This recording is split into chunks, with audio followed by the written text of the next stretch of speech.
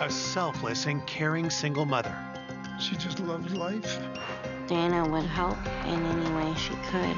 Is ruthlessly killed in her own home. There was a great deal of damage to her throat.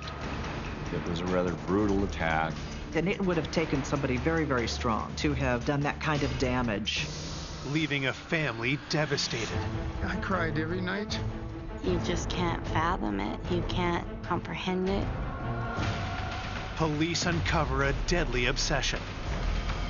She was being stalked by this guy. He had become violent.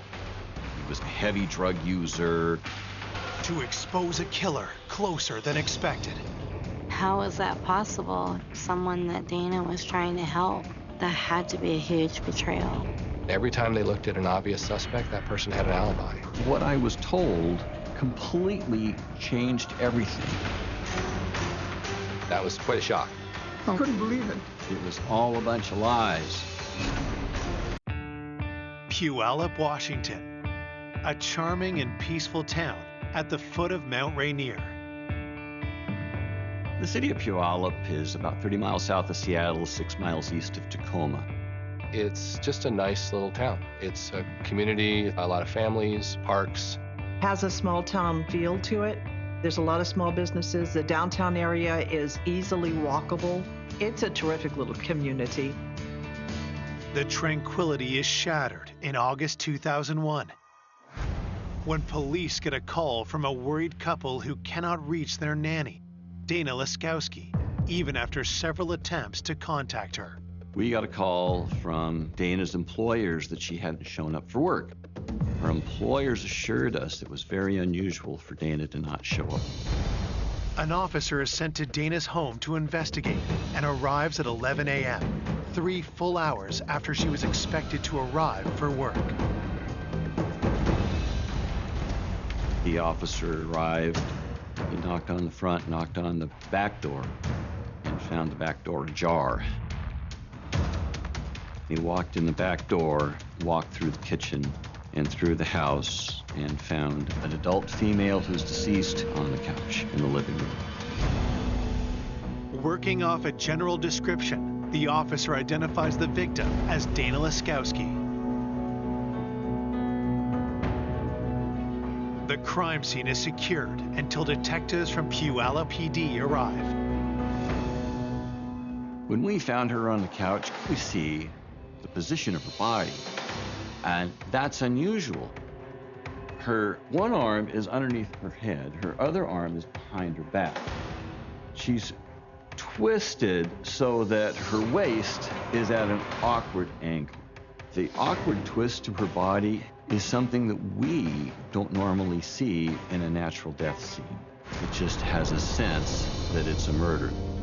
We saw abrasions to the neck, and there was a small pool of blood at her mouth. We did see abrasions on her elbows and knees. The investigator's suspicions are confirmed. Dana was murdered. What it looked like was a strangulation that occurred on the couch, and then the offender simply left her in the position that we found her. Forensic technicians searched the living room for evidence. Primarily, the items that we collected were either hair or fibers, and then extensively processed for fingerprints. When we were processing the carpet, we discovered blood trail or spatter of some sort. The locations of those were believed to be consistent with the struggle. Investigators continue their work throughout the rest of the home. It looked to me like the house had been ransacked. It had a feel that it had been searched, where someone was looking for something. We discovered a basement window that had appeared to have been recently broken, and it was possibly a point of entry. One of the first things we're going to wonder is, was the victim murdered by a burglar that broke into her house during the night? Or was the murderer somebody that she had invited over the house? As they wrap up their work at the scene, detectives contact Dana's family to deliver the tragic news. My son phoned me, and I said, yeah, and he said, Dana's dead. That was it. was pretty much in shock, and I said, "Tell me one more time. Say what you said." Because I didn't want her to believe it. You can't imagine that because, you know, there was no reason. Born in 1965, Dana's childhood was filled with joy. She was the happiest kid in the world. It was so easy. She just loved life. Dana was also creative, a special bond she shared with her father, Bill, an award-winning artist. She was always making things. She was artistic, like me, and was interested in what I did and wanted to help. So we were close. Just being around her, you felt her energy. You felt her enthusiasm and her zest for living each moment. As she grew older, Dana developed a nurturing spirit. She was babysitting from the time she was very young, and she loved the kids, and she always wanted to have a daycare. In 1989, Dana met Sam and fell in love. The couple married quickly, but from the start, there were complications. She was having trouble getting pregnant. In 1993, after years of fertility treatments, Dana's wish of starting a family finally came true. She was so excited when she found out she was pregnant, because that's what she really wanted all her life, and it was a pretty exciting time. Dana's delight only grew when she discovered they were having triplets. She loved the kids, because then she could bake and she could make things and do art. She loved it, she really did. But by 2000, after 11 years of marriage, the stress of parenting took its toll on their relationship. Dana told me that she had moved and that they were separated. As a single mom, Dana worked hard to provide a good home for her triplets. Dana cared deeply about family, and especially for her troubled 17-year-old niece, Amanda, with whom she was very close. Dana would do anything for Amanda. Amanda loved Dana, because, you know, Dana was kind of this flashy, artistic type person, and Amanda loved all that too. Dana was a very kind, caring person, loved her family. Amanda was a frequent runaway. So Dana wanted to guide Amanda out of risky behavior, away from drugs, away from the runaway lifestyle. Amanda had a rough relationship with her parents, so would often turn to her favorite aunt. By all accounts, she was the kind of the cool aunt that you could go and actually tell the truth to about your problems. No judgment, just help. Dana soon became a surrogate mom to Amanda and her best friend, Emily Lauenborg. Food, showers, a warm place to stay, money. Dana would open her heart and her home to help in any way she could. She was a mentor and also a friend. Dana had an open-door policy and would always welcome Amanda's friends to her home. She was very comfortable at her age being amongst teenagers as though they were her peers. Just everybody loved her. But now, all that is left is loss and unanswered questions. For us to lose Dana was so hard. Losing a child is probably the worst thing that can ever happen. And, you know, she shouldn't have died before me. Who would want this loving and generous spirit dead? And why? This murder was very unusual. Right from the start, we had a lot of things that needed to be done in order to find the killer. Back at the station, detectives start reaching out to those closest to Dana. They begin with her ex-husband, Sam, who they learn has the triplets staying with him. As the ex-husband, Sam, is a person of interest and the first person we needed to look at. But we couldn't find him. The fact that he was missing, this is significant to us. We have to find him. Coming up, investigators uncover a dark obsession. He had kind of gotten fixated on her, and he didn't really take no for an answer. And alarming secrets. In the journal, it said 10 things I want to do before I die, and one of those 10 things was kill somebody and get away with it. that point to a killer no one would ever suspect. I felt what he was telling me was not possible. You just can't comprehend that it's real. And the truth is finally revealed. That's about as close to a confession as you're going to get. Police investigating the murder of mother of three, Dana Laskowski, are trying to track down her estranged husband, Sam, when suddenly they receive a surprise call. Sam actually reached out to the police to try to find out what had happened. Sam, it turned out, he had taken his kids camping and away from his phone and away from contact. And so when he got back to civilization, he had all these messages that Dana was murdered. So we went up to interview Sam, Dana's ex. And so when we confirmed that Dana was murdered, Sam was upset. He would respond to all of our questions, but he's just not the kind of person that elaborates. As we were talking to Sam, we noticed he did have some abrasions on his knees, and that's unusual. We asked him about that, and he said they were from playing baseball. It was baseball season. Detectives press Sam about his feelings toward Dana. When asked about his relationship with Dana, Sam described it as they were estranged, but they co-parented their kids, and they've had arguments, but overall, they were trying to make it work. Sam and Dana just grew apart. When she moved away, she was so excited. I think it made her feel good about knowing that she could be independent, and I think that was important for her to be able to do that on her own. We just felt that Sam was mad at Dana for having relocated 3 hours away and had split the family, and the hopes of having a family and a marriage were dashed and destroyed. Was that enough to push Sam over the edge and harm Dana?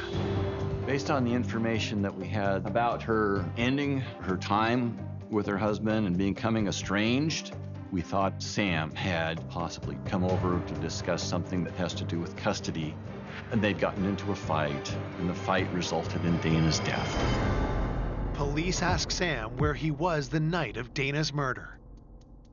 Sam said that he had left his kids at his home and he went and got gas. He showed us a receipt for that gas. He said the next day he went camping with the triplets.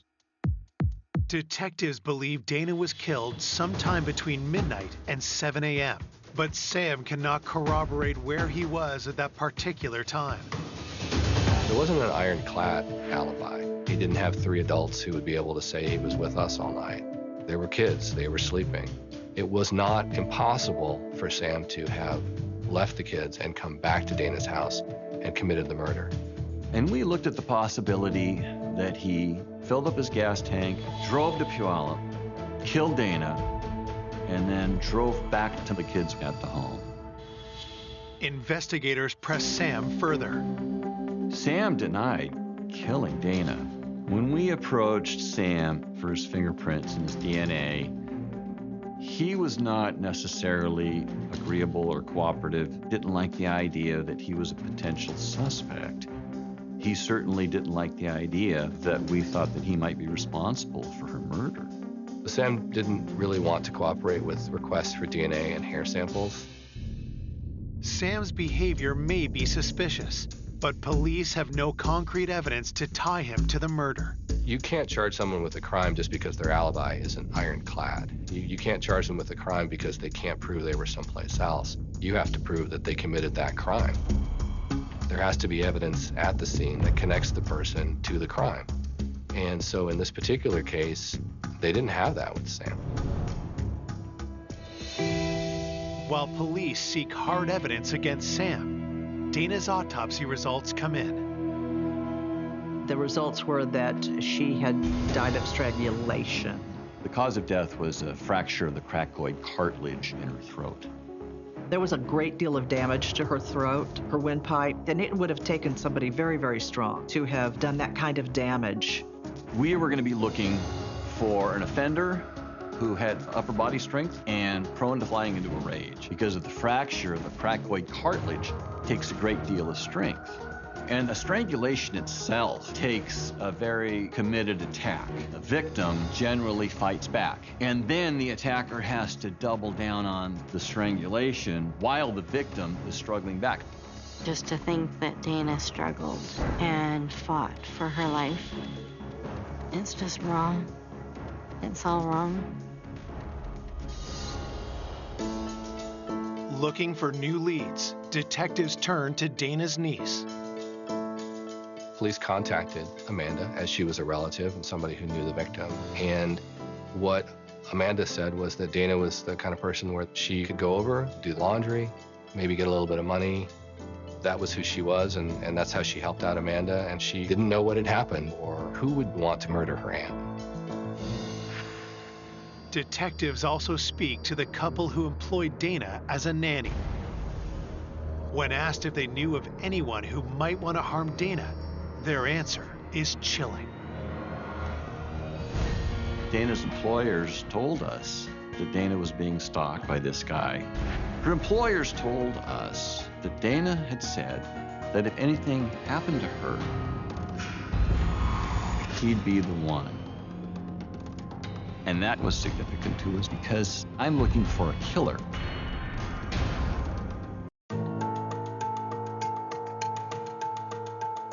Police investigating the strangling of Dana Laskowski have been told that she was being harassed by a stalker. Could he be her killer? Dana's employers told us that Dana was afraid of this Patrick. Patrick was a guy that installed cable in Dana's area. He liked her.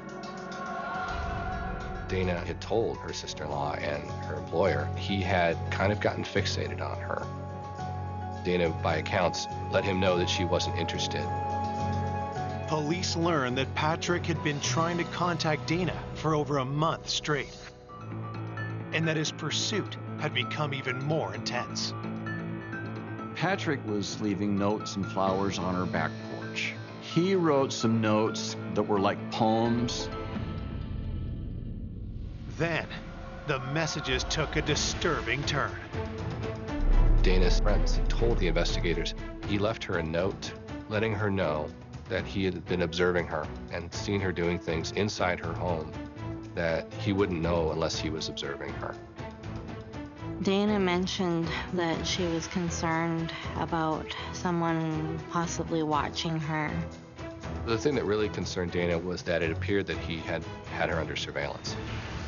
Dana had actually told a couple of people that if I ever turn up dead, Patrick did it. Investigators checked Dana's phone records, searching for any clues. The phone records indicated that Patrick had phoned Dana repeatedly. It wasn't just some guy who, sent her a couple extra texts and then disappeared.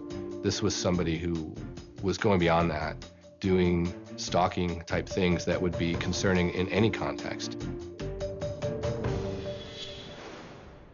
When investigators look into Patrick further, they make an alarming discovery.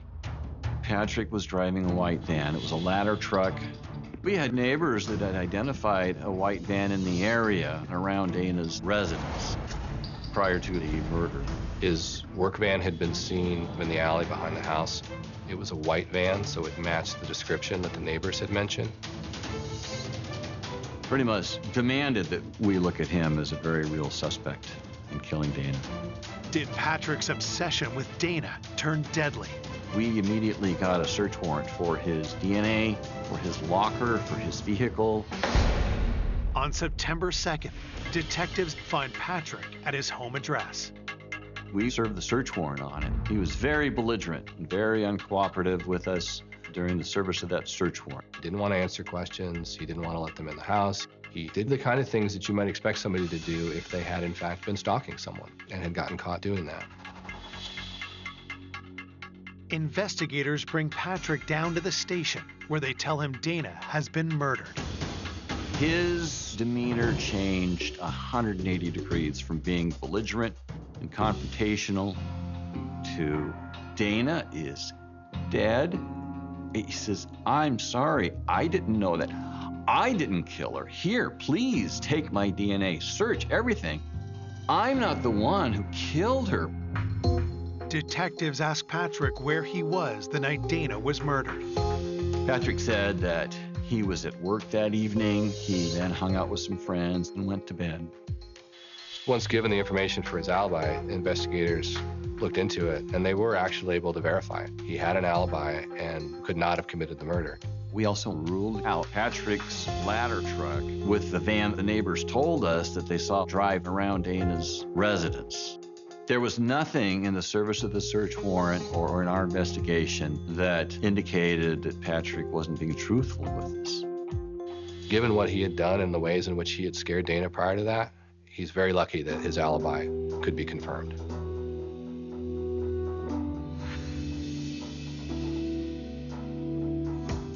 Having cleared Patrick, investigators now focus on another man in Dana's life, Michael, who they learn was having a long-distance relationship with her.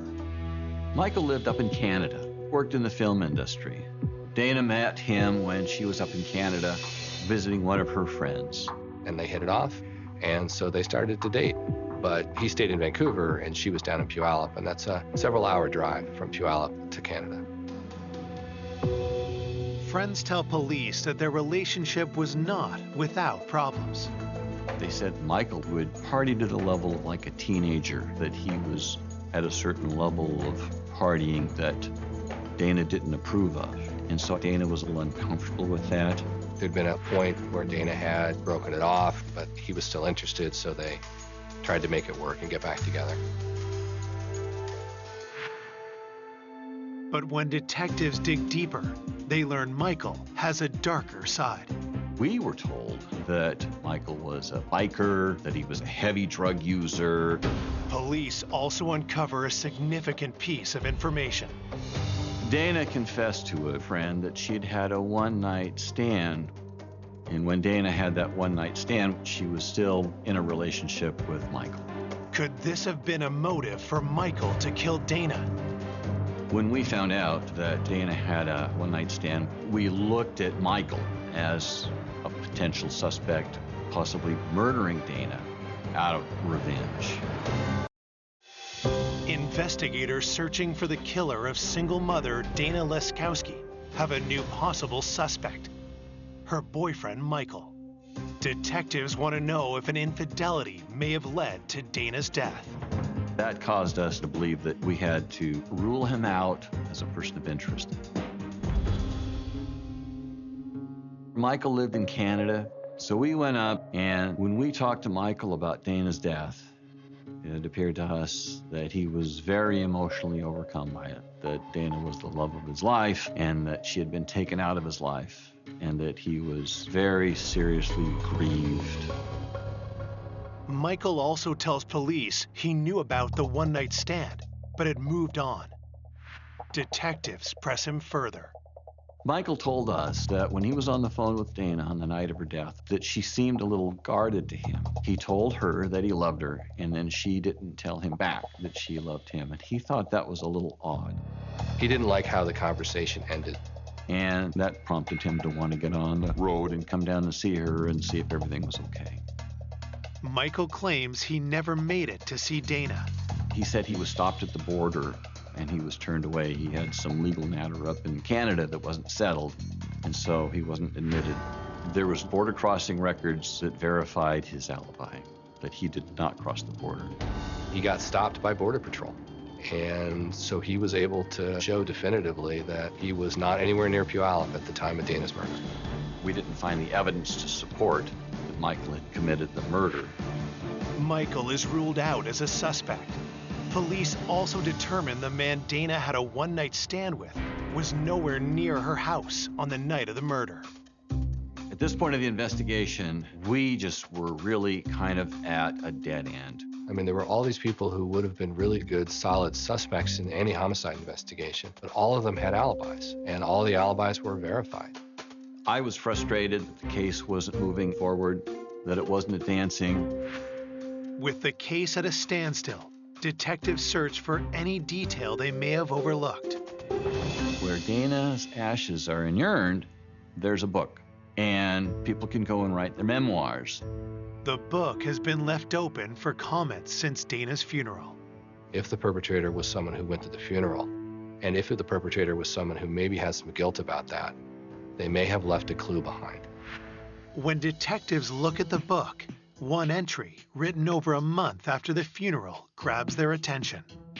One of the memoirs that was written by Dana's niece, Amanda.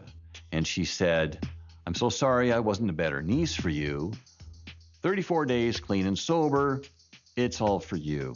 That was significant. There was something about the way that she'd written it that suggested it was a communication to Dana of remorse and to make amends for what had happened. And it was something that was significant enough to follow up on. Why did Amanda write that she had let Dana down? Detectives have a hunch that she may know more about her aunt's death than she's been letting on. That's it. That's the key. The key is the niece. I called Amanda in for an interview. When I asked her, "What do you know?" she said, "I wasn't there. I don't know what happened."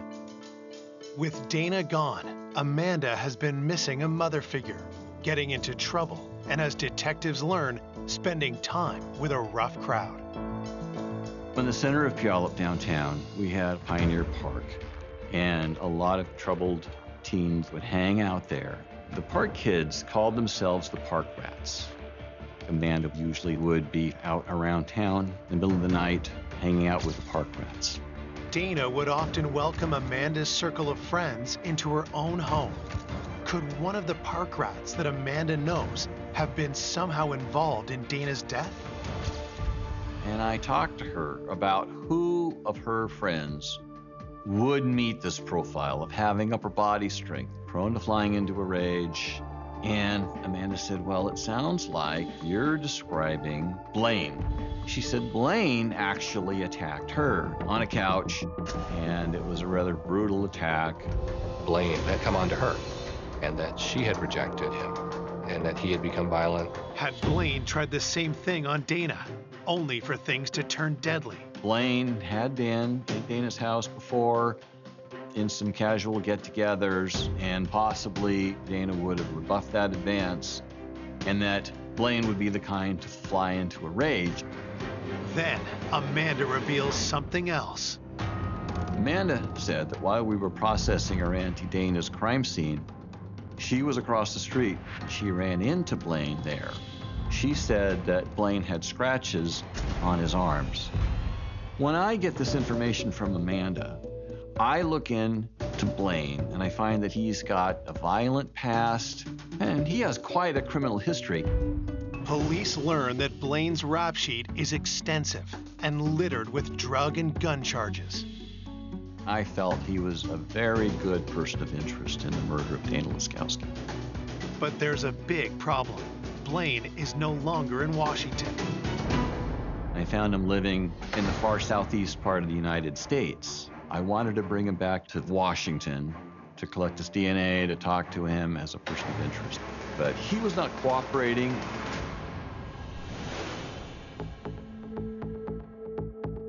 As investigators attempt to extradite Blaine, they seek out known criminals he's associated with and find one of them, a friend of Blaine's, serving time in jail. I sat down with him and I said, "I'm looking at Blaine as being responsible for the murder of Amanda's aunt. He's got this upper body strength, he's prone to violence." And he looked at me and he said, "Blaine didn't kill Amanda's aunt." What I was told completely changed everything.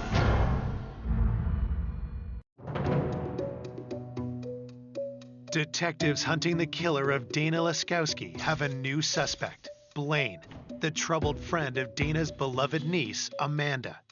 With Blaine out of state, investigators grill his friend in jail, and what he tells them is explosive.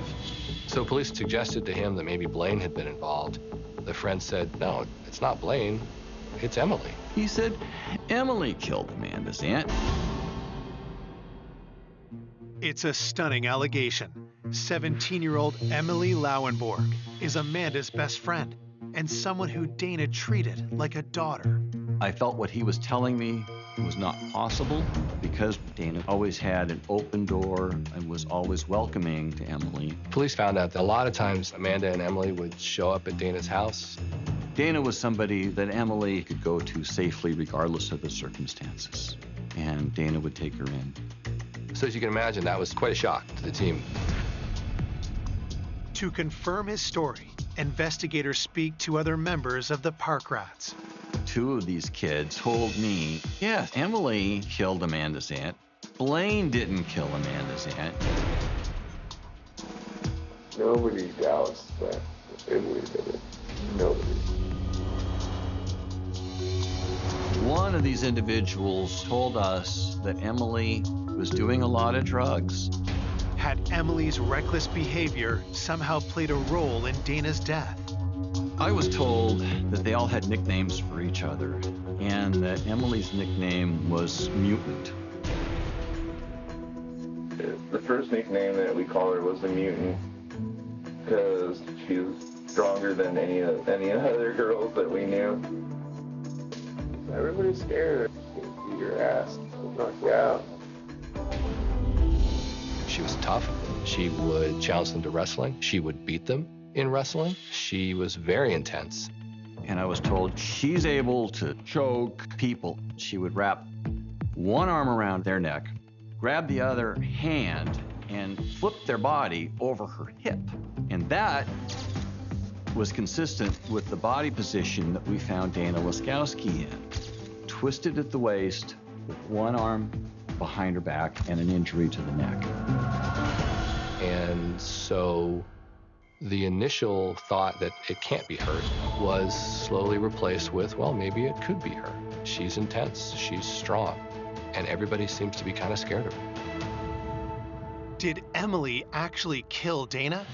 And if she did, what could be her motive for committing such a heinous crime? Investigators bring Emily in for an interview. I sat down with her, and I had a tape recorder. She said, "Aren't you going to turn that thing on?" I would say she was quite self-confident, a little cocky. She was not particularly cooperative with efforts to talk to her about what happened. And I said, here you are, sitting in a police station under suspicion of murder, and you're playing this game with a detective. And I said, look at these people right here that have told us you killed her. And she said, those people are lying, and that she didn't do it. She got very angry. Those people are lying. When investigators ask Emily where she was the night of the murder, she dodges the question. She was bartering and arguing with me and not really giving me a clear defense and denial.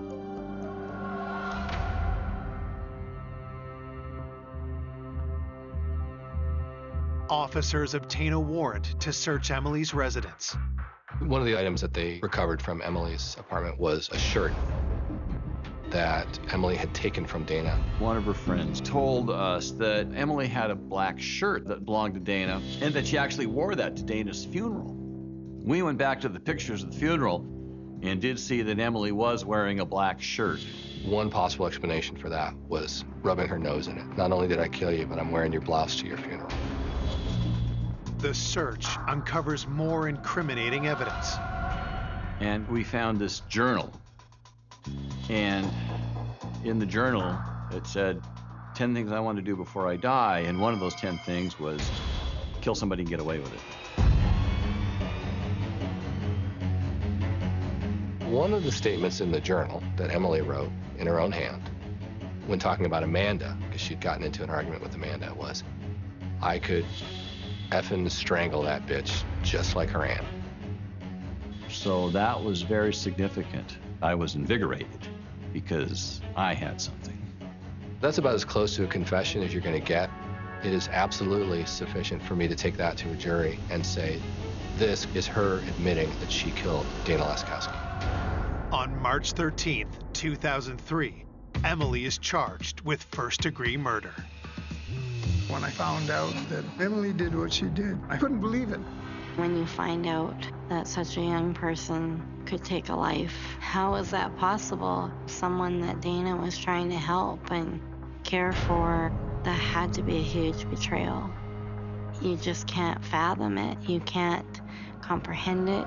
It's devastating. Though Emily is in custody, prosecutors know most of the evidence against her is circumstantial. So they circle back to Amanda. It had become pretty clear that Amanda was going to be the key to solving this.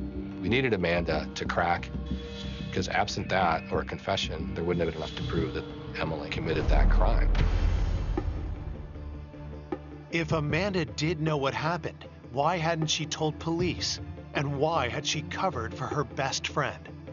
So I meet with Amanda and I said, listen, Amanda, you have led us on a wild goose chase. Starting off with Blaine, who was in another state.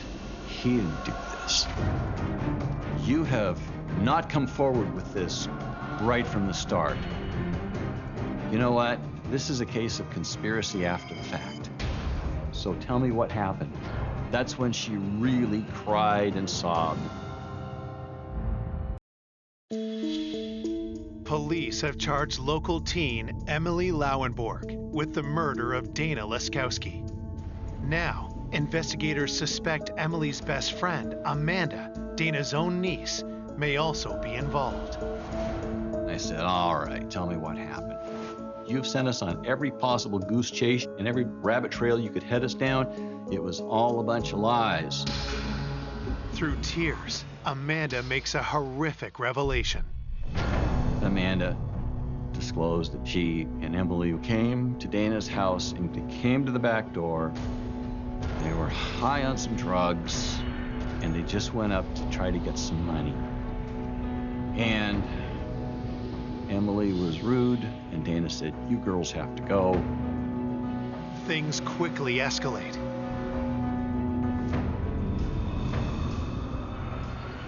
Emily was being belligerent and Dana touched Emily to kind of guide her out the door, and Emily just exploded into a rage or attack.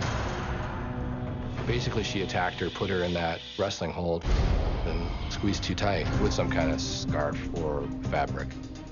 Amanda said she turned around because she didn't want to watch what was happening. But she heard a crack, and she heard a gurgle. She heard Dana gasping for her life, and then she didn't hear anything.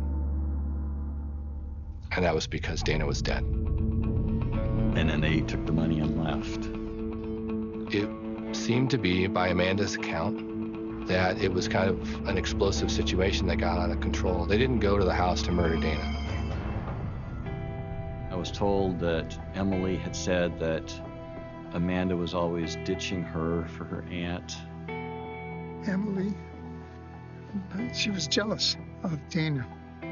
It's my opinion that the motive Emily had was to get Dana's influence out of Amanda's life, and Emily just went over there with the intention of getting Dana so mad at Amanda that Amanda wouldn't be welcome at Dana's anymore, and that Emily would have achieved what she wanted, and that the murder simply got out of control because of emotions and drugs. But why didn't Amanda come forward earlier to tell the truth about what happened that night? I asked her, why didn't you tell us right up front, right at the start? She said, because of my family. It's so bad now. What's it going to be like now when they find out? She wasn't involved in the murder, but she was involved because she was there at that time, and I don't know why she didn't do anything. It was upsetting and surprising to all of us. Prosecutors need Amanda's testimony to have any hope of convicting Emily for murder. Amanda agrees and will not face any charges herself. If she's charged with a crime, then she has the right to remain silent. She was the star witness for the case. If we had charged her criminally, we couldn't have called her as a witness.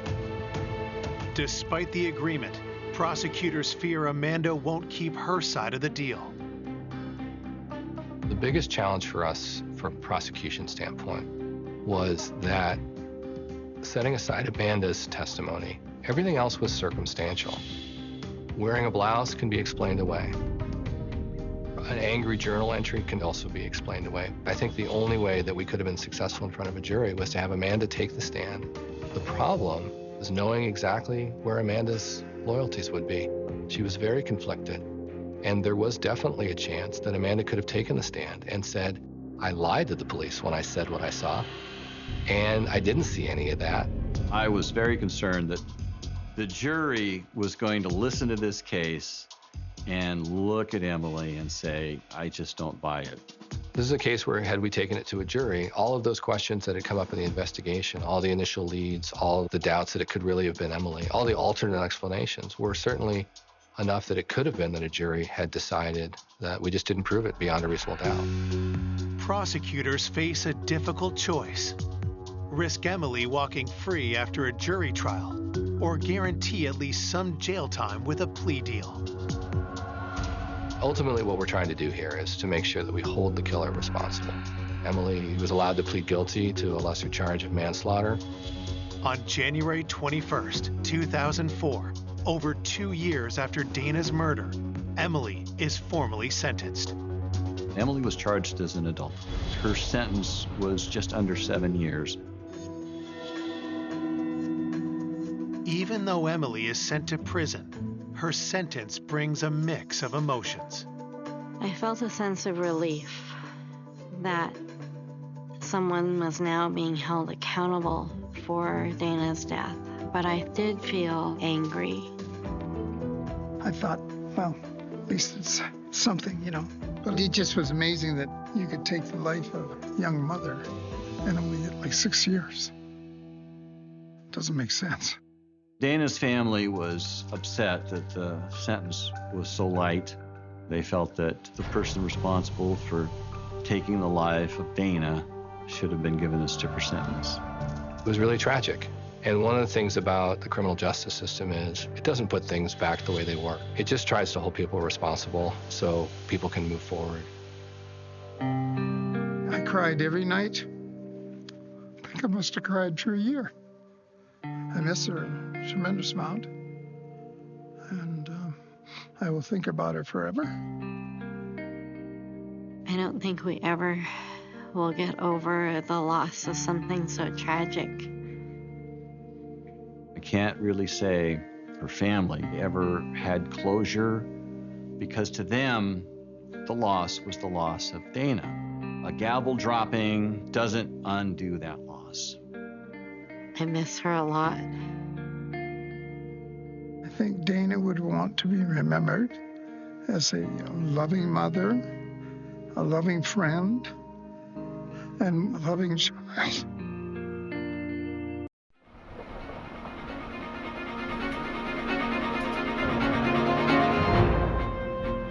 In Los Angeles, forensics experts try to make sense of a photo shoot that crossed the line from daring to deadly.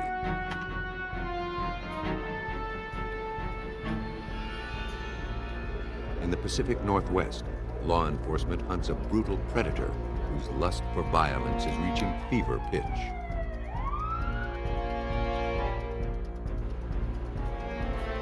As detectives follow the footsteps of a killer, a double homicide investigation spurs an international manhunt. The law has no jurisdiction in the human mind, where a killer's twisted motives may forever defy police. But actions cannot defy science. Through forensics, detectives can track even the most deranged criminals and put an end to their lethal obsessions.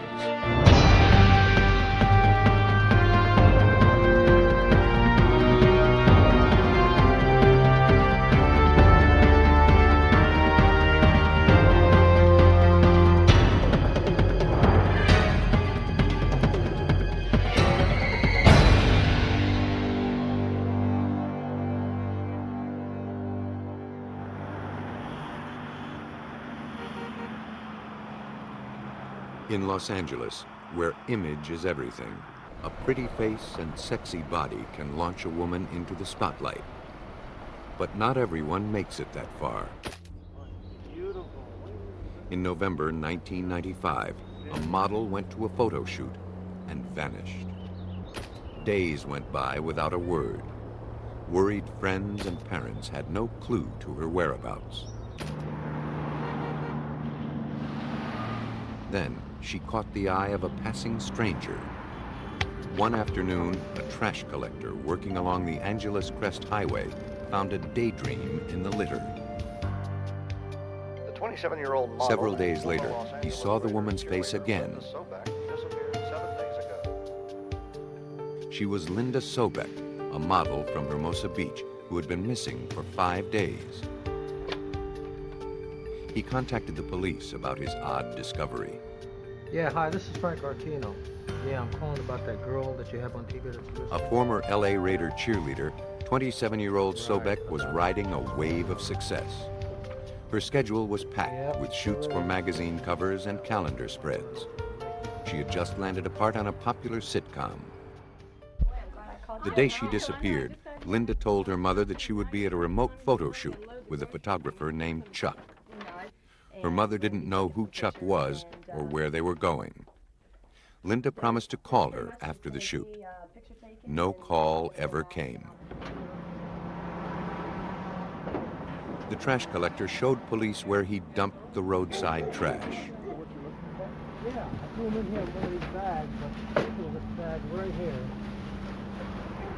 This bag? There, they found more photographs, pages ripped from Sobek's appointment book, and a makeup bag.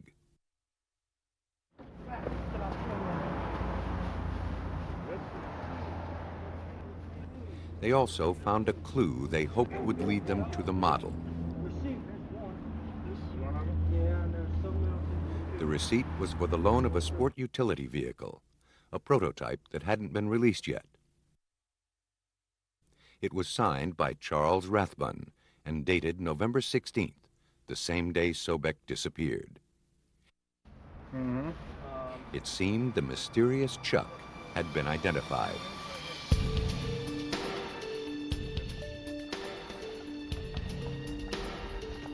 Rathbun, police learned, was a respected photographer who specialized in pictures of new cars. He was considered one of the best in his field.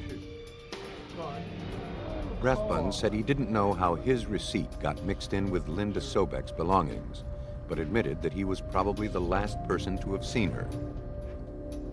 On the morning of her disappearance, he said, Sobek asked him to meet her at a restaurant parking lot. She was looking for work. He wasn't interested. Detective Mike Robinson of the Los Angeles County Sheriff's Department took Rathbun's statement. He said that he met with her briefly in the Denny's parking lot, looked at her portfolio, and told her that he had a very tight schedule and pushed her out of the car and left her there at noon on the day she disappeared. He said his last observation of her was standing in the parking lot unlocking her white Datsun. Sobek's car was still in the parking lot, but there the trail grew cold. Rathbun, the last to have seen her, was the only lead to the missing model. Police asked him to come to the station for a more complete interview. He didn't keep his appointment. He called later that day and said that he had car problems and then never showed up and never called back. But police learned that Rathbun had contacted a friend in law enforcement.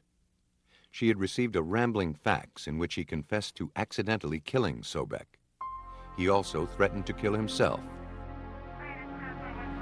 Police rushed to his house. They found him drunk and incoherent. He was taken into custody.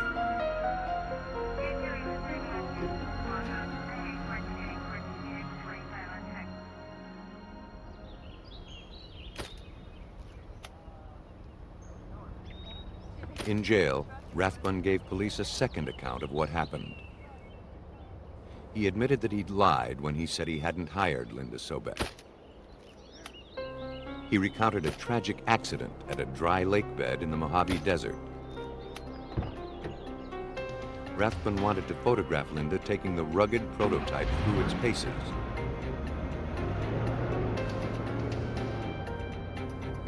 He got behind the wheel to show her how to spin it.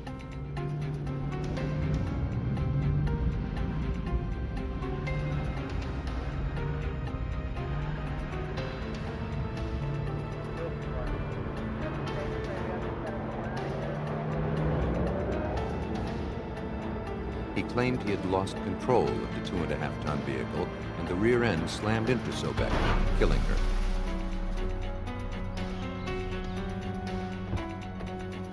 Panicked, Rathbun dug a grave with his hands and abandoned the body. He said he was so traumatized, he couldn't remember where he'd buried her. Police didn't believe this sudden change of story. But with nothing more to go on, they couldn't refute his account. Flimsier alibis have held up in court. Investigators were not about to let that happen. The case entered its next phase, to find the flaws in Rathbun's story. Police got hold of the car. Unfortunately, it had been detailed at least twice since Rathbun borrowed it. Investigators hoped that some evidence survived the thorough cleaning. The first task was to search for signs of impact. L.A. County criminalist Heidi Robbins didn't find any. The initial examination revealed no such evidence on the exterior of the car. Being that it was a prototype, it was a brand new vehicle right off the line, so it was very clean, which is really not what we're used to looking at as forensic scientists or criminalists. The vehicle it didn't have a scratch on it. There wasn't a dent to be seen. Perhaps the victim had been run over, not struck. The vehicle was placed on a lift.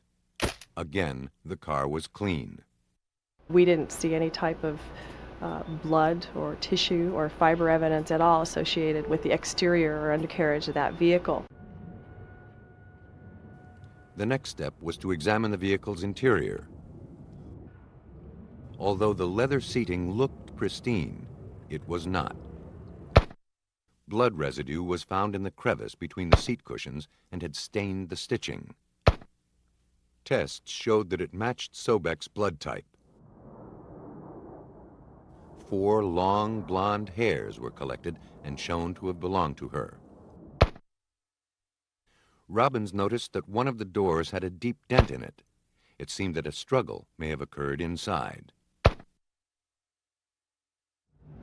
The marks inside the car suggested a tale far different from Rathbun's, but the whole story couldn't be told without Sobek's body, and Rathbun had conveniently forgotten where it was. In custody, he tried to commit suicide, asserting that it was all a mistake. He wrote in his own blood that he never meant to hurt anyone. The act could be read as either despair or cunning calculation. In an apparent attempt to prove his sincerity, 8 days after Linda Sobek had disappeared, Rathbun recalled where he had buried her.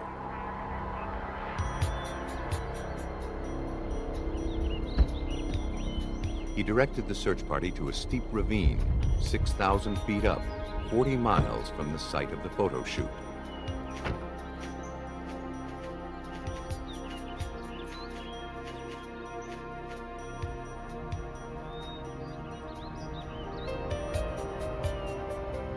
Buried more than a week, the remains would probably yield few clues about the factors that led to her death. It's always been my contention that Rathbun decided to contribute to our efforts on the day that he did because he felt that the body would be so decomposed that we wouldn't be able to determine those factors. For Detective Robinson, Rathbun's confession and suicide attempt didn't ring true. To him, the photographer was artfully controlling the investigation, meting out information too little, too late. His sudden recollection of the burial site was the latest example. Supervised by a forensic anthropologist, Robin's team carefully removed the body. Each rock from the top of the grave was numbered and cataloged. Inch by inch, soil was lifted from the grave, then sifted and analyzed. After 8 hours, investigators had their most crucial piece of evidence. 2 feet down, they found Sobek. Much to their surprise, the elements had spared her.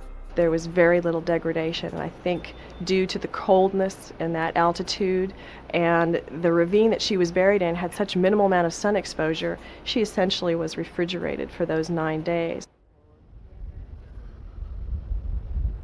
Investigators surveyed the body. Had the victim been struck by a car, she would have had knee-level injuries. Her legs showed no broken bones or abrasions, but they did bear severe ligature marks. It appeared she'd been bound around the ankles. The condition of her clothes also suggested something more than a luckless accident and hasty burial. Most women are probably comfortable wearing a zip top somewhere maybe in the center of their chest.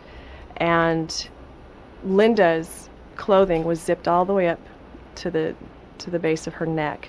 I thought that's a very unnatural position, and to me, when you see clothing that has a bit of an unnatural position, it indicates the possibility that there may have been some redress or some alteration of the clothing. The unnatural position of her clothes suggested that Rathbun had dressed her, possibly after her death. And apparently, by trying to wipe away evidence, Rathbun inadvertently created a second clue that revealed he wasn't telling the full story. She was a model. She wore makeup. She was on a photo shoot.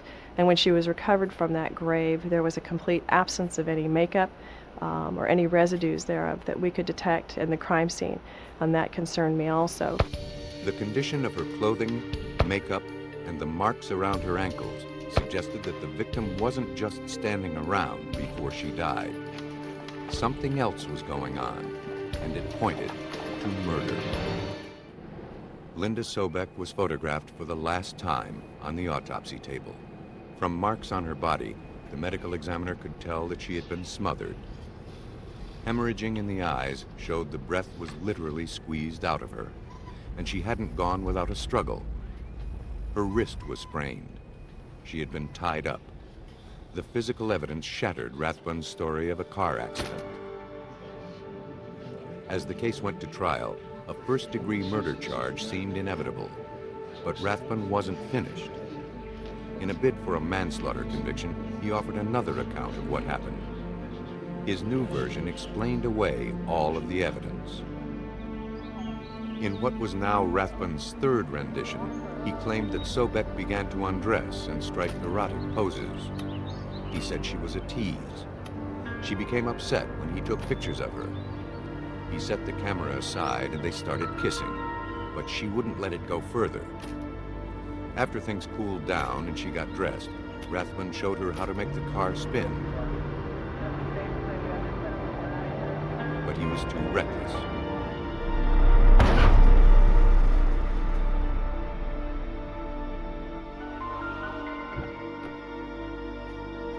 He thought he hit and killed her, but she'd only stumbled, trying to get clear. She cut her face when she fell. Rathbun told authorities he put her in the car to take her to the hospital. She became hysterical, fighting with him and threatening a lawsuit. He tried to restrain her with a bear hug, but she only grew more agitated and more violent. As a last resort, he sat on her. She finally grew quiet. Then he realized she wasn't breathing.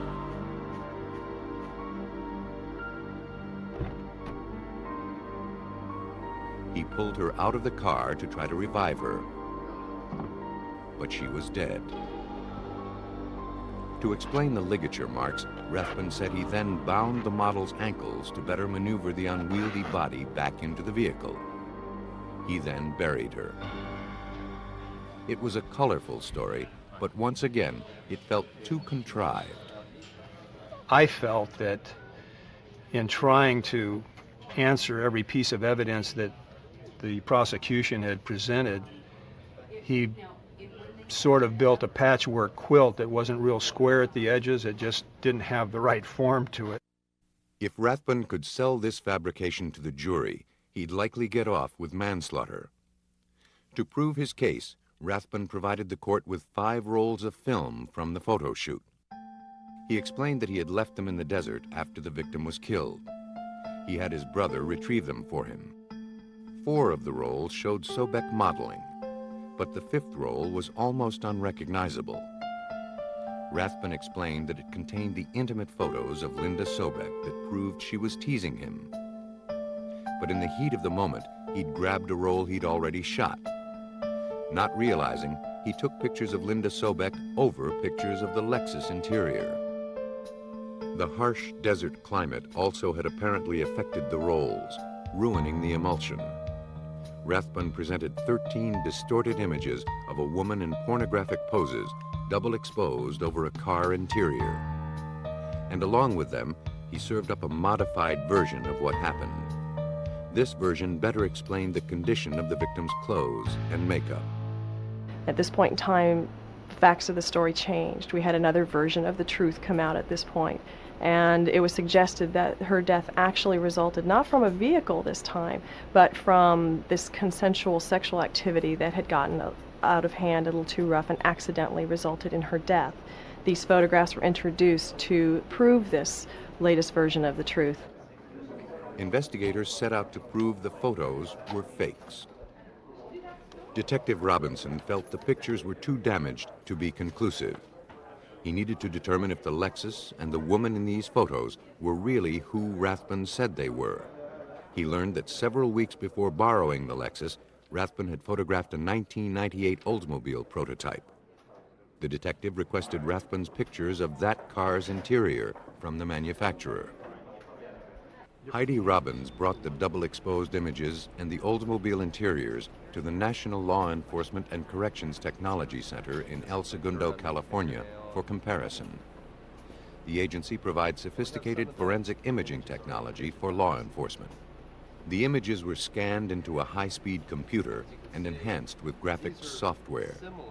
Before they could make sense, engineer Bill Repetto digitally enhanced their contrast, shadow detail, and color. The films are in really bad shape. In fact, a lot of the emulsion is missing. So the detectives really didn't have a full shot of the entire dashboard.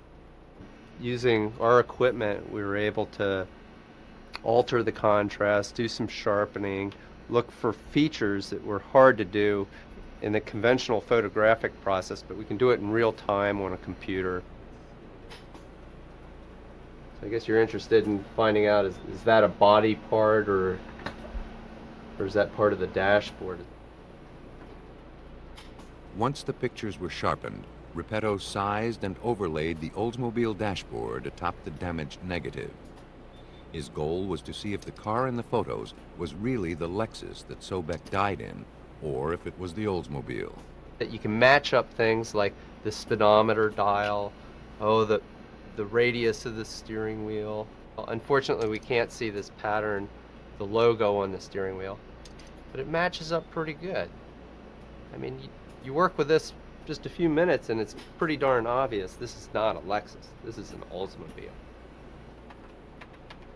Repetto next had to eliminate Linda Sobek as the faceless model. He compared the dress Sobek wore at the photo shoot to a portion of lace shown in the double-exposed images.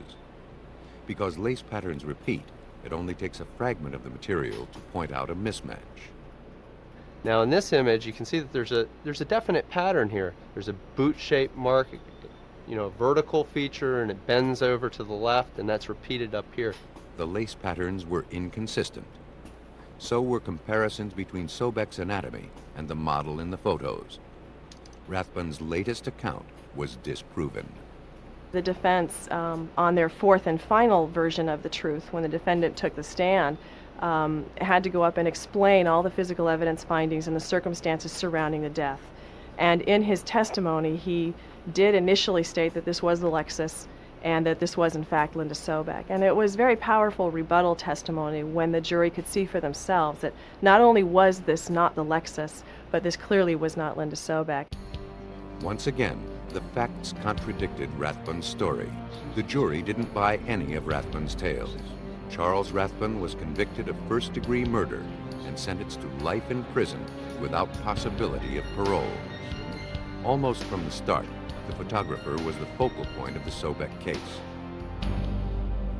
But when murder is more random, investigators must take a wider view. In Beaverton, Oregon, on the morning after Valentine's Day, 1981, police were called to a townhouse in a quiet neighborhood. There, they found the body of 18-year-old Julie Ann Reitz. She'd been shot in the back of the head with two .38 caliber bullets, apparently while running for her life. The medical examiner determined that she died between 3 and 4 a.m. As investigators processed the crime scene, Detective Dave Bishop gathered the first important clue. The telltale signs were that the victim knew whoever killed her. The door was unlocked, the stereo was on, there was a couple of wine glasses in the sink. Police searched the townhouse for any traces the killer may have left behind. No fingerprints were lifted, but technicians did recover hair and fiber samples. Upstairs, they found signs of a struggle. The bed was just totally tore apart, sheets everywhere, and it was just, I mean, it was obvious that, you know, there was a war up there. Stains on the sheets showed that a man with type B blood had had sexual relations with the victim. Within a week of the murder, detectives questioned over 150 of the victim's friends and acquaintances. Several mentioned an older man who had recently resurfaced from her past. He worked at a local club and dated her once or twice the year before. Reitz thought he was a little overbearing and decided they should just be friends.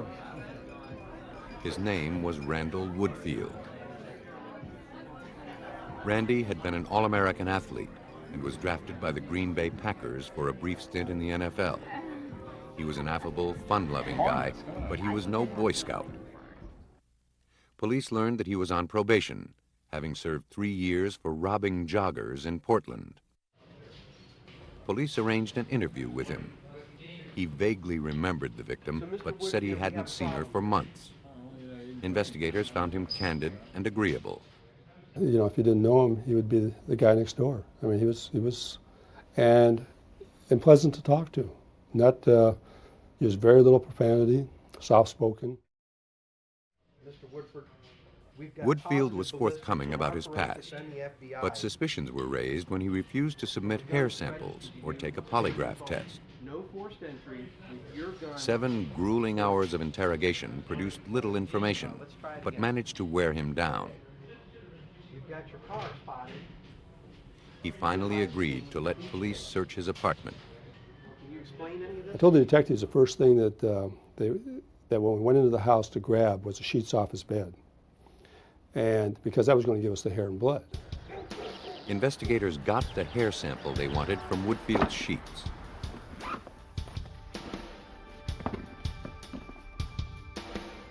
They also found a .32 caliber bullet and a roll of athletic tape in his gym bag. Ordinarily, these items meant nothing. Now, police weren't so sure. Athletic tape was a crucial clue in a rash of unsolved rapes and murders that had been occurring along Interstate 5 for more than 2 months. Detectives wondered if they were onto something bigger than an isolated homicide. Suspicions intensified when investigators checked Woodfield's phone bill to see if he'd called Julie Reitz. He was living with a young lady at that time, actually, who owned the house, and he was renting a portion of the house. I said, do you know whether or not he's made any phone calls to Beaverton? And her response was, probably, because I just got the phone bill today and it was over $200 and some. So he's called everybody. He obtained a copy of Woodfield's phone bill from his housemate. When he was on the road, Woodfield liked to stay in touch with former girlfriends, charging calls to his housemate's phone. Bishop searched the bill for Reitz's number. He didn't find it, but the other numbers on the bill formed a chilling pattern.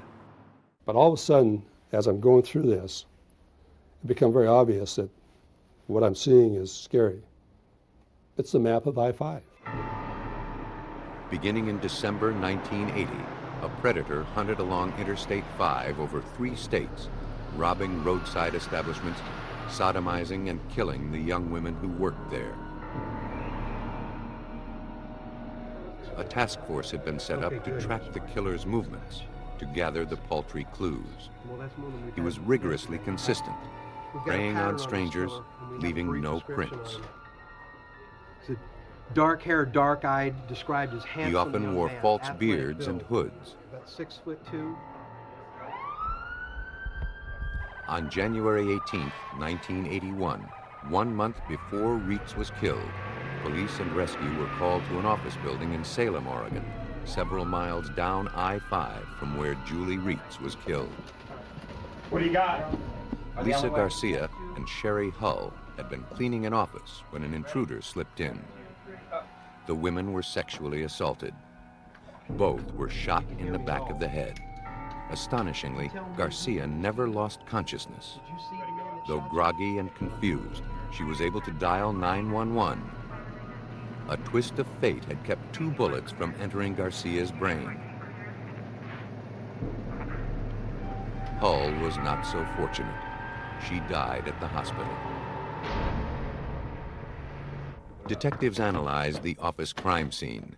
They collected hair and fiber samples and 2 .32 caliber slugs. The evidence and the method of attack matched the profile of a killer who'd been creating a one-man crime wave. Oregon detectives believed they may have stumbled onto the trail of the serial killer who prowled Interstate 5. The I-5 killer's victims were always attractive young women with long hair. He would often bind their wrists with the same brand of white athletic tape. And when he killed, it was with bullets to the back of the head. Many robbery victims had caught a glimpse of him, but Lisa Garcia was the only one who had seen him kill. He was described as a white male in his 20s with dark, bushy hair. He wore an adhesive bandage on his nose, probably to distract his victims from noting his features. But police still didn't know who he was. He had committed more than 20 acts of rape and robbery and was already suspected of killing 5 women.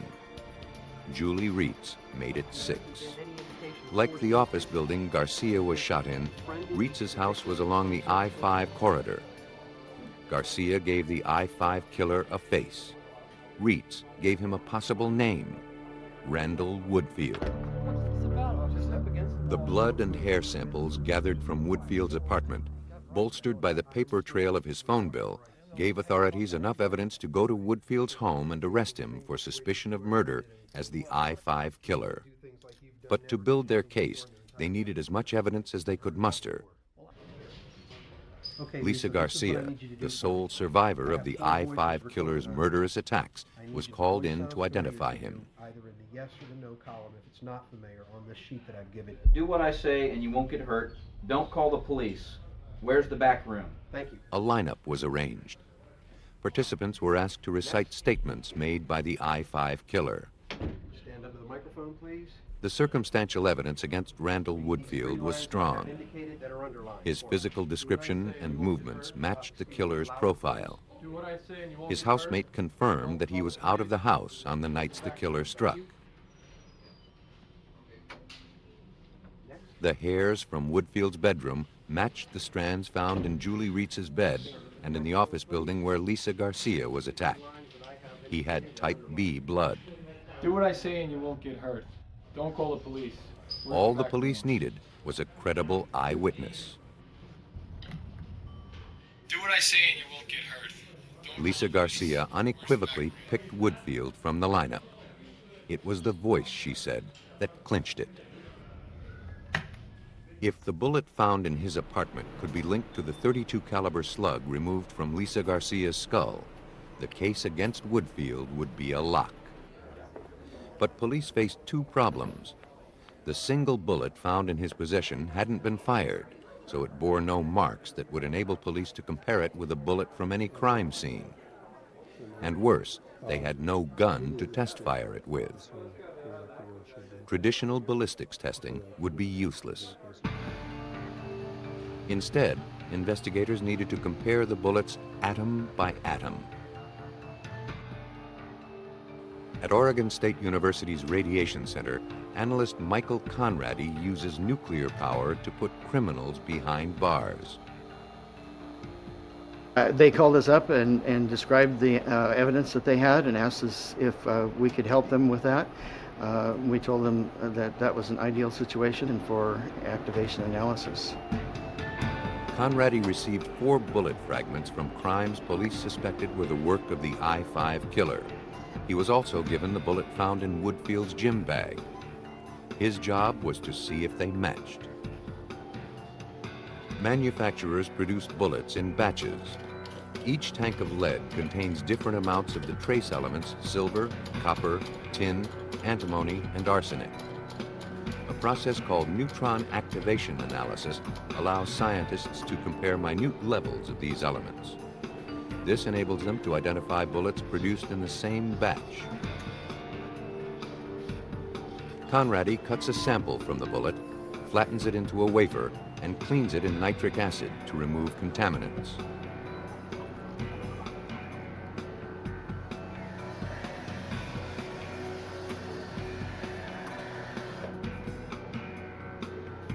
A pneumatic tube sends it on its 16-foot underwater journey to the core of a nuclear reactor. At the core, the sample is bombarded with subatomic particles called neutrons. Some of the atoms in the sample absorb some of these neutrons. The sample becomes unstable, releasing the extra neutrons in a burst of energy, in a process known as radioactive decay. Every element releases this radiation in its own unique and consistent pattern. By reading the pattern, the element and its quantity can be identified. Once the container is shuttled back to the lab, Conradi has to hurry before the radioactivity diminishes. Otherwise, he'll have nothing to analyze. I have a minute to get this sample out, decapsulated, and on the detector. He places the disc on a computerized sensor. The system produces a pattern showing the relative amounts of each trace element in his sample. If the unfired shot from Randall Woodfield's apartment matched the slug removed from Garcia, the suspect wouldn't be able to dodge a conviction. Gary, you got the IR for the Woodfield. The samples yielded an identical pattern. Neutron activation analysis proved that the bullet fragments from the crime scene and the bullet from Woodfield's apartment came from the same batch. The bullet from his apartment matched the one taken from Lisa Garcia. Fiber, hair, and telephone records tied him to several other crime scenes.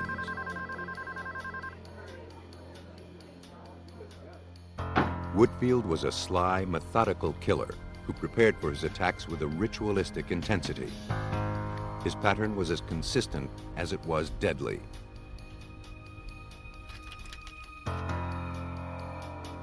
His formula for targeting random victims made him seem unstoppable.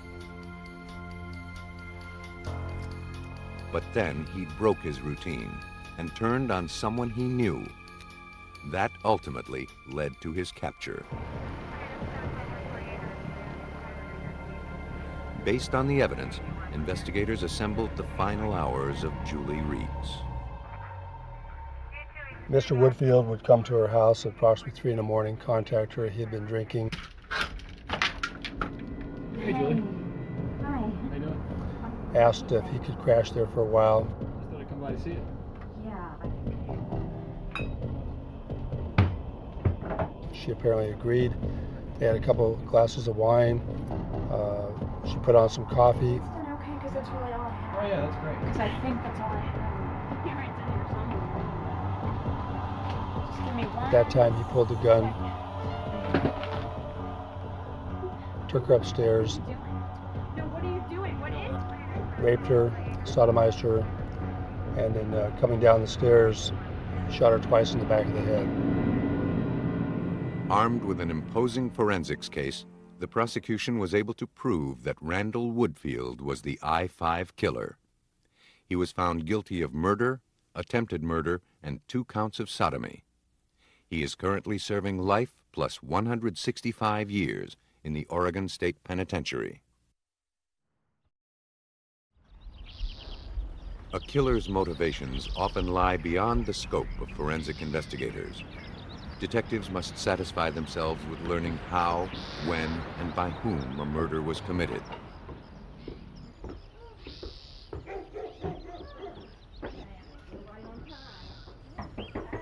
On the afternoon of April 3rd, 1985, a bridge club convened at the Boonesboro, Virginia home of Derek and Nancy Haysom.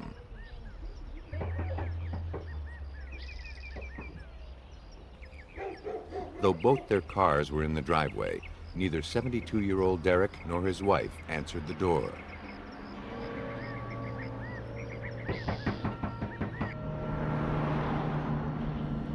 Fearing trouble, the guests called a family friend who came over with a spare key. They were alarmed. Derek never missed their weekly game, certainly not when he was hosting.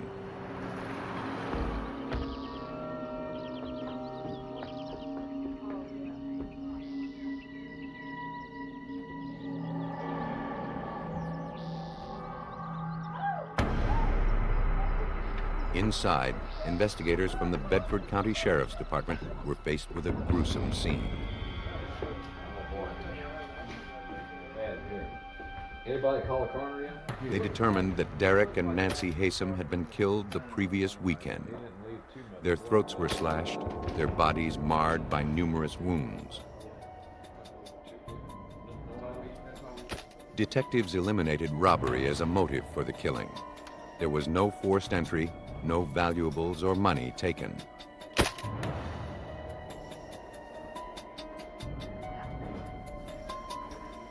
The floors were smeared with blood. Investigators wondered whether the odd patterns pointed to a cult killing. Forensics expert Steve Rush was one of the first on the scene. The entire floor had been wiped in blood. All this kind of took me back because it was so unusual that somebody would, at that time I thought, play in the blood.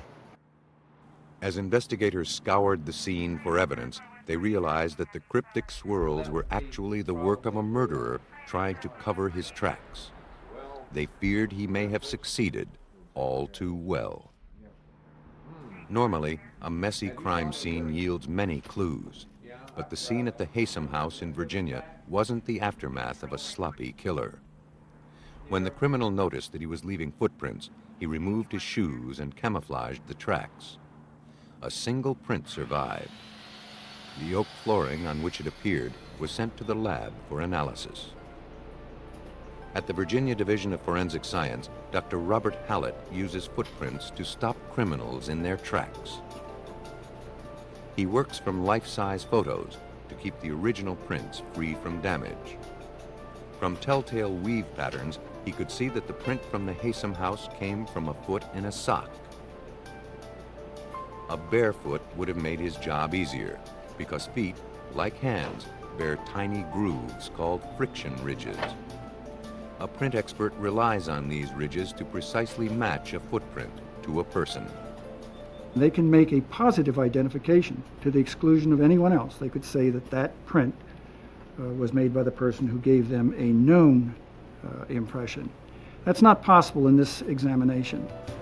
Hallett would have to base his analysis simply on the foot's anatomy. Though the photograph from the Haysom house indicated that the foot had been dragged, Hallett was pleased with the evidence. The impression is complete. I have a heel, I have an arch, I have a metatarsal pad or ball of the foot, and I have 5 toes that are distinctly shown. And that is considered to be an excellent photograph to work with. But until Hallett had something to compare it against, the bloody sock print would be useless. He would have to wait for a suspect to surface. Despite the lack of hard evidence, lead investigator Lieutenant Ricky Gardner was already forming an impression of the assailant.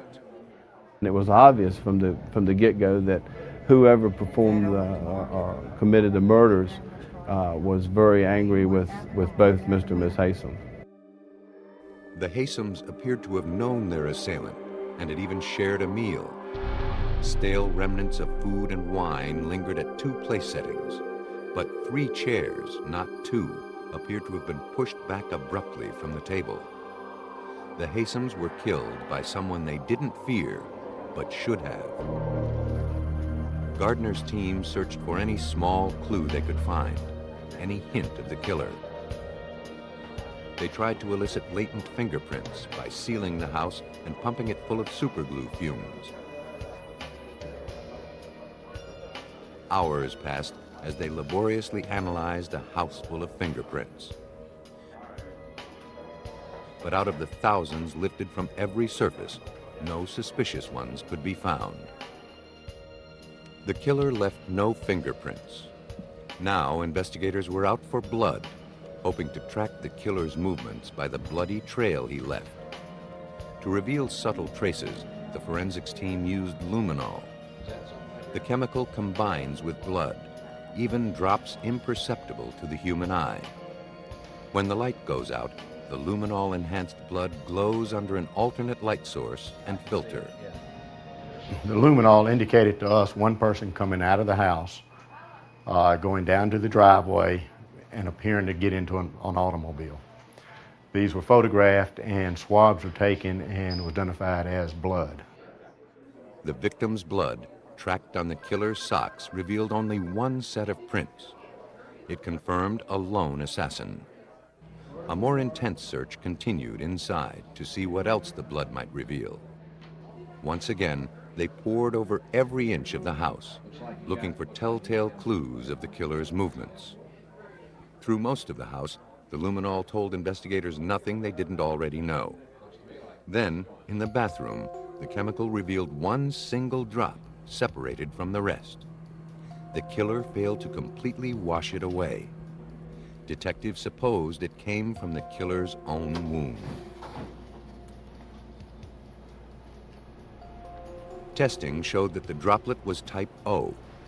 It could not have come from Derek, who was type A, nor Nancy, who was type AB. If the killer had bled elsewhere in the house, his blood would have been mixed with the victim's and been rendered unidentifiable.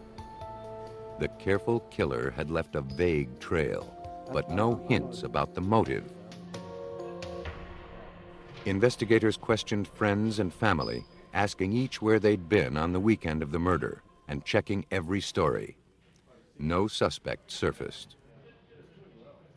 They hoped that the Haysom's daughter, Elizabeth, could provide information, since she had only recently left home. A freshman at the University of Virginia, she was an extremely bright young woman, educated in Swiss and English boarding schools. She described the Haysoms as warm and loving parents. She couldn't imagine who would want them dead.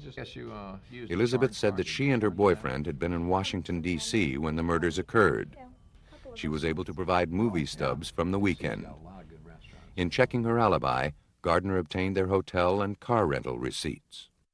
The documents raised more questions than they answered. The car rental receipt showed they'd driven 669 miles, but the round trip from Charlottesville to D.C. is only 240 miles.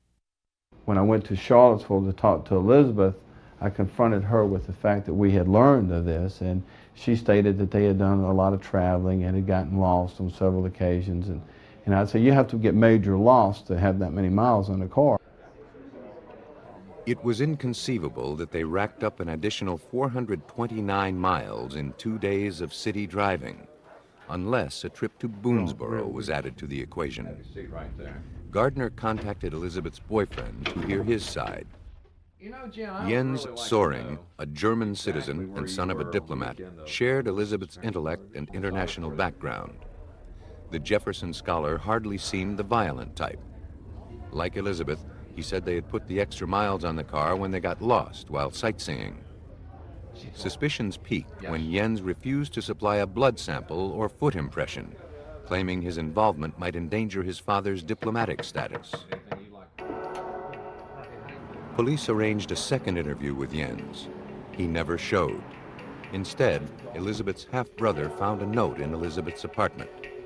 In the note, Jens explained that he and Elizabeth, weary of the investigation, had left town. He asserted his innocence, claiming that he was not a violent person.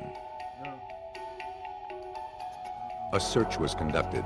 Jens and Elizabeth could not be found. Well, since you've read, you already know. They're not coming back here. Several days later, Jens's car was located 340 miles away at Newark Airport. Detectives believed that the couple had fled to Europe. With their international backgrounds, Elizabeth and Jens would have no trouble covering their tracks abroad. Interpol was notified, but had no recourse. No charges had been filed, no evidence against them had been gathered. The investigation came to a screeching halt. All police could hope for was that one day soon, the couple would slip up and resurface.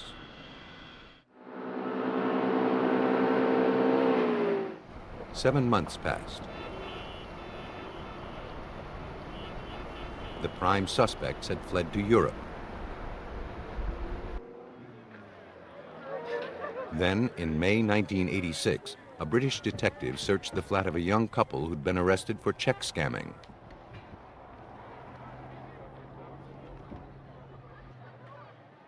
Browsing through a box of their love letters, he realized that they were guilty of more than fraud.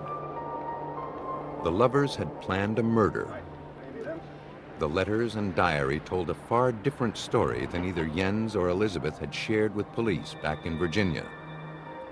Elizabeth had loathed her parents and their smothering involvement in her life. She particularly resented their intent to separate her from Jens.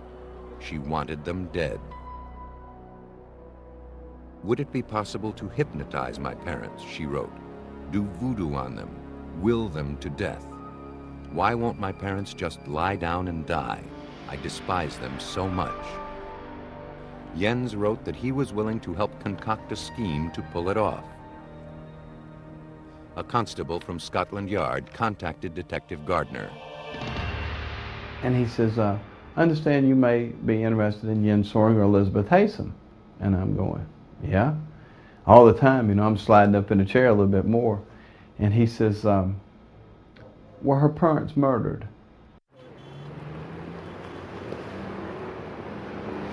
Gardner caught the next plane to England to confront Jens and Elizabeth with their own words. Elizabeth, struck with remorse, admitted she knew about the murders beforehand, but didn't commit them. I think that was, I'd never seen it. She returned to Virginia for trial. Jens admitted killing the Haysoms, but as a German citizen, he hoped to get his case moved to Germany, where he would be tried as a minor. If found guilty there, he'd do only a few years' time. Then he could be reunited with Elizabeth. He advised me that he was ready to tell me the truth, and he just started with when they met in the fall of, he and Elizabeth met in the fall of '84. They fell in love, and one thing led to another. Jens told Gardner that he was so in love with Elizabeth, he'd do anything for her, even kill. I mean, he was smitten, obviously, by Elizabeth. I mean, this was probably, if not the one of the first relationship that he had ever had. And I mean, she had manipulated him into feeling that, you know, you're my future, and we'll spend the rest of our lives together, and you're my only love. And he, you know, he went for it. He fell for it. But back in Virginia, Elizabeth turned on her lover. She portrayed Jens as a bloodthirsty psychotic who killed without much urging. She'd lived in a state of terror afterwards, she said, fearing that Jens would kill her if she went to the police. On August 24, 1987, Elizabeth pleaded guilty to being an accessory before the fact. She thought she'd get off easy, but she was sentenced to 90 years in prison. Jens fought extradition for 3 years. Then the United Kingdom agreed to extradite him when Virginia promised it would not seek the death penalty if he were found guilty. When it was clear Jens was to face hard time in the States, he changed his story, pinning the murders on Elizabeth. He claimed that the roles of killer and accessory were reversed. Elizabeth had killed her parents while he stayed in Washington. He'd lied about it until now to protect her. Jens was a good storyteller, but forensics would provide the definitive account.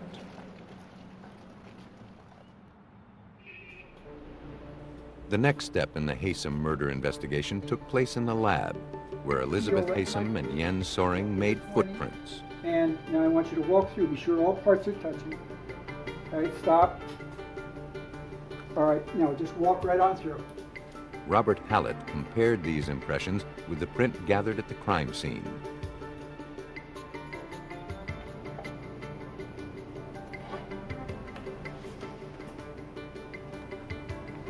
Transparencies were made of the prints. Hallett drew parallel lines through each image to compare them. a distinguishing feature appeared on the photograph of the bloody print.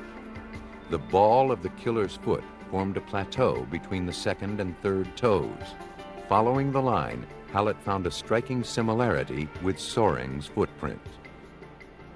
It exactly touched those same two positions on the impression of Jens Soring.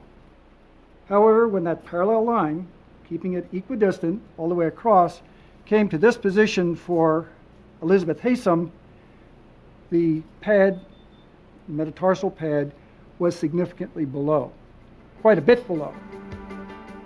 Elizabeth's print didn't have this feature and was eliminated.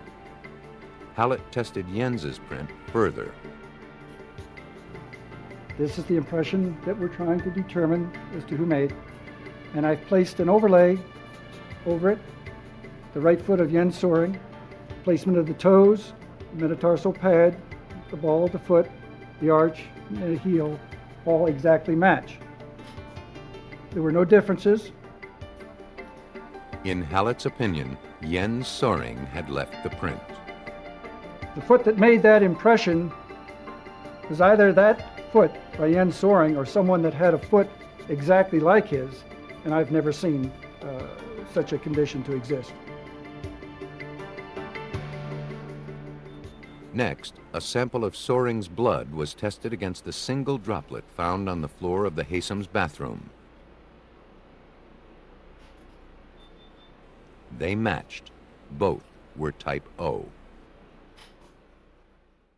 Soring couldn't get around the evidence in the case.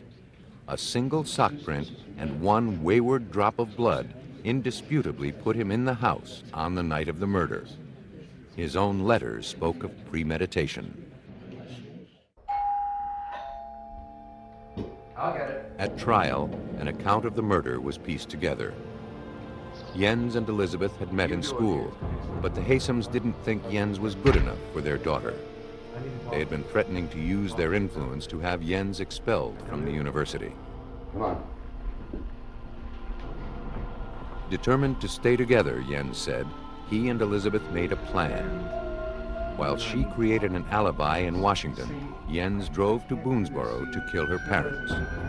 They invited him in. He made a final plea to keep dating their daughter. Derek Haysom refused. He swore he'd do everything in his power to keep them apart. That's when Jens lost control. He pulled the knife he'd purchased that day and killed the Haysoms. For his crimes, Jens Soring was found guilty of first-degree murder and given 2 life sentences. Forensic science can't explain a killer's lethal obsessions, but detectives and the scientists they rely on are driven by obsessions of their own.